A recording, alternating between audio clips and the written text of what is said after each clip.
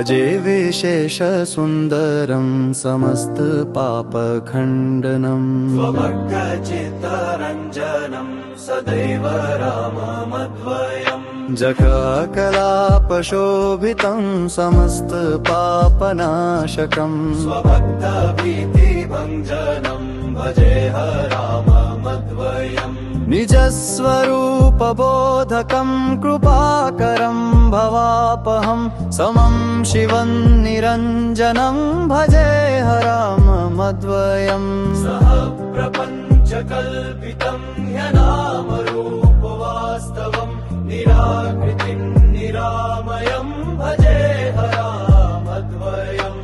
निष्प्रपञ्च निर्विकल्प निर्मलं निरामयं चिदेकरूपसन्ततं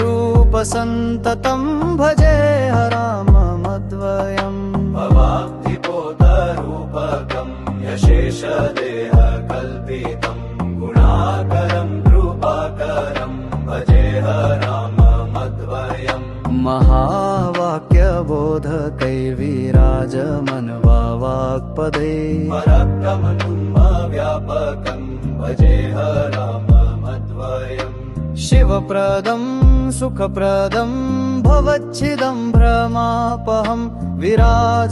विराजमानदैशिकं भजेह राममद्वयम् रामाष्टकं पठति यः सुकरं सुपुण्यं व्यासेन भाषितमिदं शृणुते मनुष्यः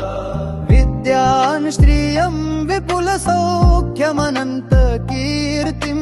सम्प्राप्य देहविले लभते च मोक्षम् भजे विशेषसुन्दरं समस्तपापखण्डनं स्वभक्तचित्तरञ्जनं सदैव